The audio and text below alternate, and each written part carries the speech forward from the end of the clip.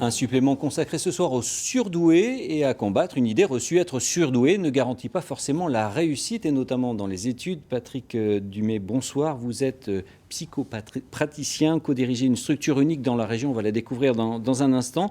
Mais avant cela, je le disais, être un HPI, une personne à haut potentiel intellectuel, ce n'est pas forcément la garantie, et ça peut même être un quasi-handicap. Oui, effectivement, ça peut paraître paradoxal, mais effectivement, ça peut poser des problèmes, parce que très souvent, les personnes surdouées, ce qui est premier pour elles, ce sont le sens. Oui, et c'est donc la réussite parfaite, c'est ça ? Voilà, très souvent, elles sont dans des perfectionnismes, et si le sens est... Si, par exemple, elles n'aiment pas le professeur, eh bien, elles vont avoir du mal à travailler. Elles ont aussi comme caractéristique une pensée en arborescence qui va partir dans tous les sens et qui, par certains côtés, va leur permettre de résoudre des problèmes extrêmement complexes. Et si c'est mal géré, eh bien, elles vont se disperser et avoir du mal à se concentrer. Alors justement, on va voir très concrètement comment cela se passe, et notamment dans l'accueil dans votre structure, pour tenter de leur faire reprendre le cours de leurs études. Vous êtes installé depuis 2016 à Blanquefort, c'est donc tout près de Bordeaux. L'objectif est de permettre aux personnes à haut potentiel intellectuel de trouver leur voie. Marie-Pierre Dabrijon et Christelle Arfeld ont assisté à des séances de prise en charge. Il faut qu'il comprenne que ce n'est pas lui qui décide, c'est toi. Contrairement aux idées reçues, les surdoués manquent souvent de confiance en eux, parce qu'ils se sentent différents. C'est le cas de Mathilde, 19 ans, étudiante. J'ai besoin d'un apport intellectuel important, je pense, par rapport à certaines personnes.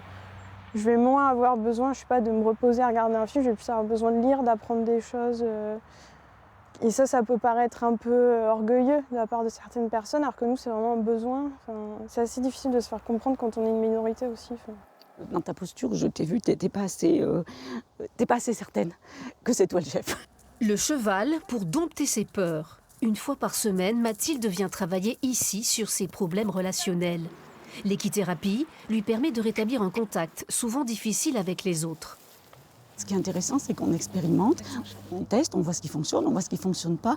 Et du coup, on a un retour sur expérience qui est concret. Donc effectivement, en termes de confiance en soi, on teste, ça fonctionne. Donc on peut reprendre confiance en sa compétence à faire quelque chose. Maïlou, elle aussi, a besoin d'un accompagnement particulier. Cette lycéenne de 15 ans recherche la perfection dans tous les domaines. Besoin de performer pour obtenir l'approbation parentale. On en avait parlé. Oui. Parce que dès que je veux faire quelque chose, si je le fais pas parfaitement, ben pour moi c'est nul. Dès qu'il y a quelque chose qui n'est pas parfait, après c'est fini, quoi. Je perds encore plus confiance en moi, j'arrête, quoi. J'ai encore du chemin, mais après, c'est vrai que Patrick, il m'aide beaucoup, il me donne des méthodes. Et du coup, ces méthodes, je les applique et ça me fait avancer. Alors qu'en réalité, ton travail n'est pas si mal que ça. Comme beaucoup d'élèves à haut potentiel intellectuel, Maïlou a perdu petit à petit le goût de l'effort, et les résultats scolaires s'en ressentent. Elle commence à reprendre espoir. Très souvent, avec les personnes surdouées, en fait, c'est la politique des petits pas. Il ne faut pas essayer de les bousculer. Voyez, il est important pour eux qu'ils comprennent les choses, et après, il faut aller à leur rythme pour qu'ils avancent petit à petit en confiance. Noé, son frère, vient tout juste d'achever sa thérapie. Lui, qui n'arrivait pas à apprendre ses leçons tout seul, aujourd'hui, il est soulagé. J'ai beaucoup de problèmes. Il fallait que je travaille des heures, et il y avait une tension à la maison. Parce qu'ils n'étaient pas souvent disponibles, ils étaient souvent dans ma chambre pour m'aider à travailler. Et maintenant, j'ai plus besoin de personne. Je passe 5 minutes à mes devoirs et je peux aller en cours le lendemain matin, le soir. La prise en charge est globale, à la fois psychologique et scolaire.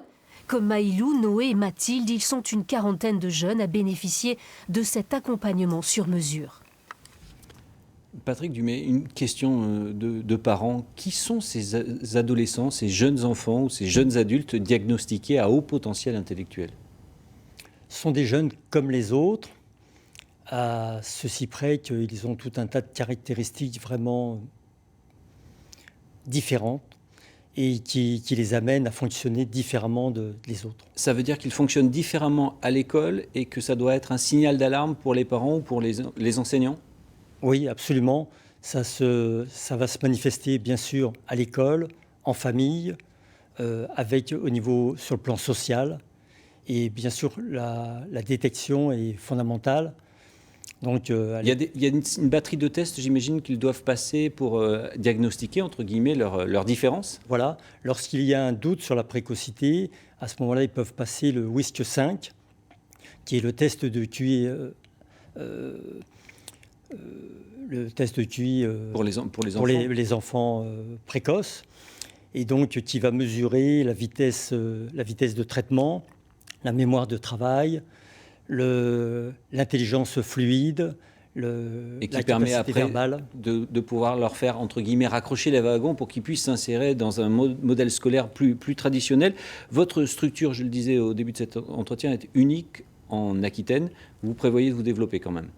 Oui, on envisage d'ouvrir des bureaux du côté de Libourne, près de Coutras. Oui, parce qu'il est important d'être proche de... Forcément, ça ne se passe pas qu'en ville, et il y a besoin d'être au plus proche de ces jeunes patients. Voilà. Je vous remercie beaucoup, Patrick Dunet, d'être venu sur le plateau du supplément du 19-20 en Aquitaine. Et comme chaque soir, eh bien, on va se quitter en musique sur quelques images du thème du jour, et ces jeunes qui sont à haut potentiel intellectuel et à qui on promet le meilleur.